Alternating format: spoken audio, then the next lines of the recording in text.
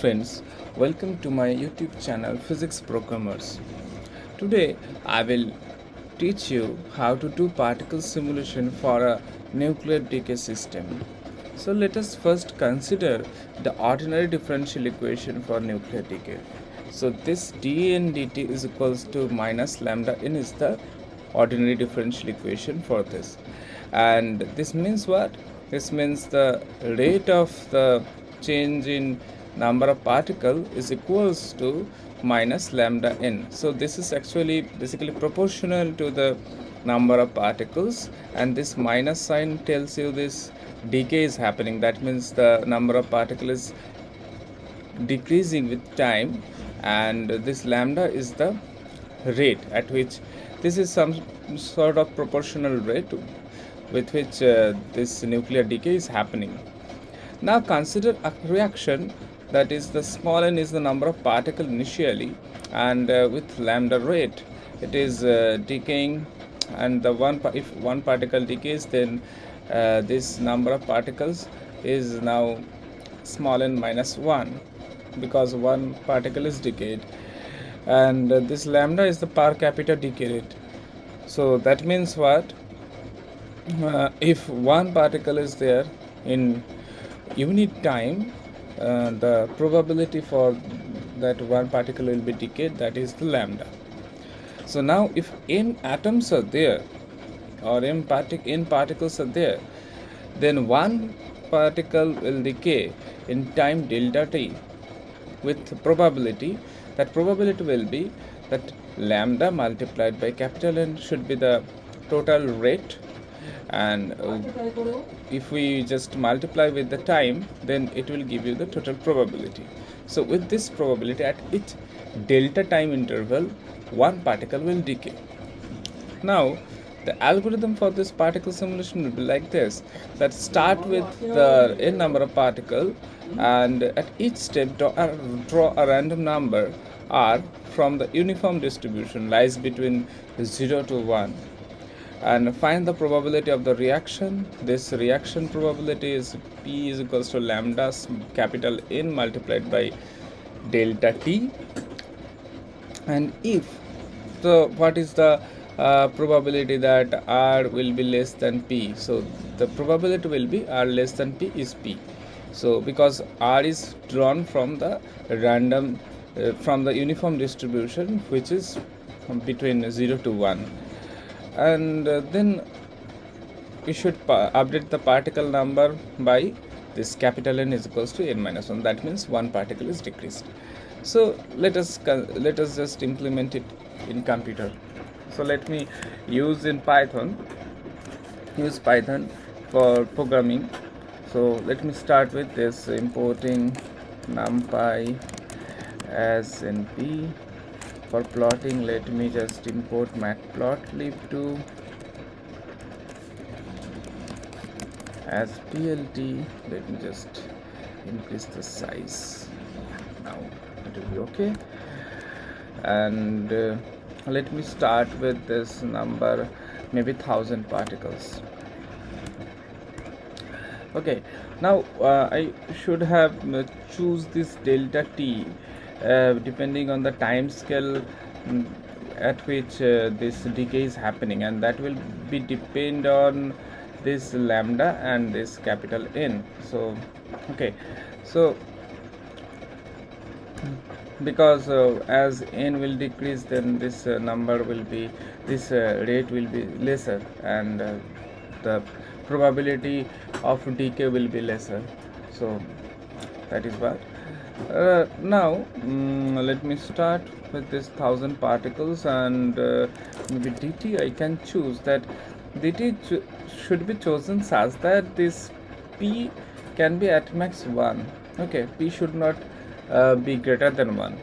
Less than 0 it cannot happen because lambda is positive, capital N is positive, delta t is positive, so it cannot be lesser than 0, but it can be greater than 1. So that is why we should just choose dt in such a way that it should not overshoot 1. So that is why let me just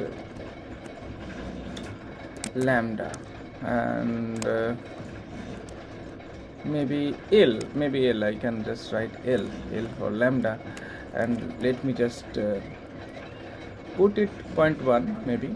So as I have taken n, this is the maximum n possible. Okay, so for with this maximum n possible, lambda is constant, so if n is maximum, then p is maximum actually for constant dt. So let me just try with this. So if I take this in, then with this dt, at the very first step it should be 1, p should be 1, but after that as n will decrease, then it should be lesser than 1, and you can see that throughout your numerical experiment this dt will not exceed 1. Okay, so now just let me start in range maybe 100 times step. Okay, 100 time step, and maybe nn is the array for the array for the number of particles, and tt is the array for the number of not number of it should be the array for time. So tt append I multiplied by dt, and capital NN dot append, it should append n. Now the probability for the reaction should be like this: L multiplied by capital N multiplied by dt. Okay, and now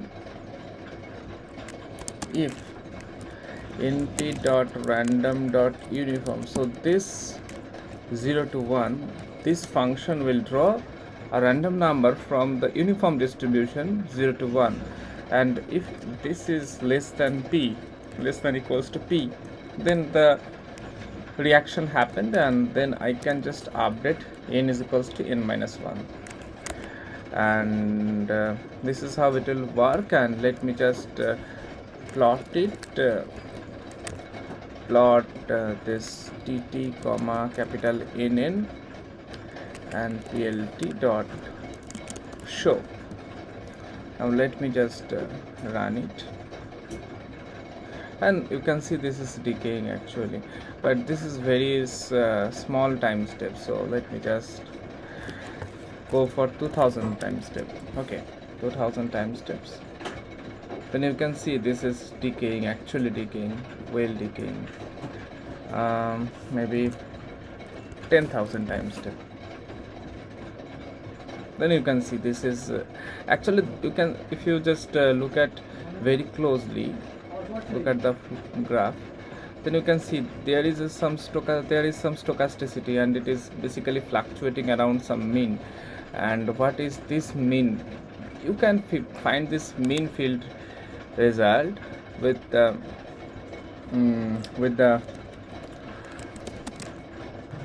ordinary differential equation, and just import scipy dot integrate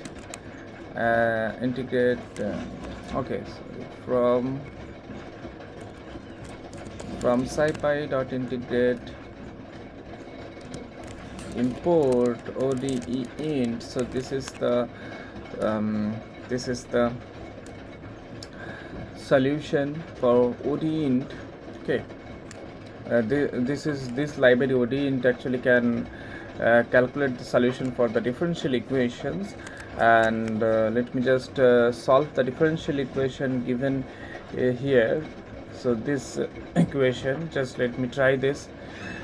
So for that I just write a function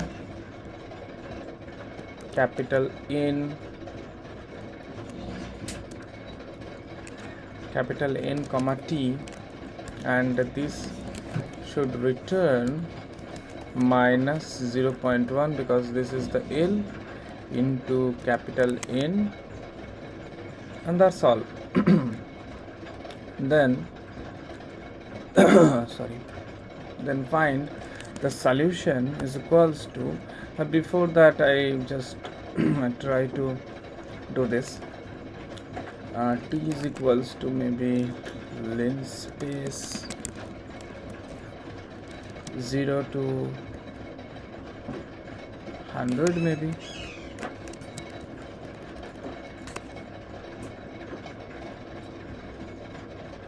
Actually just I can write like this because I know this dt, so therefore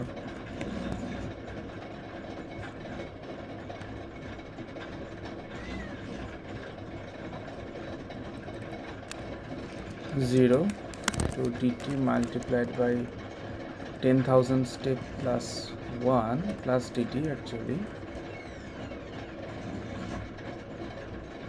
yes, 10,000 step, so it will be more or less like this. Then solution is equals to ODE int, and then first the function. After that, let me just fill this initial condition and then t, and then I can just plot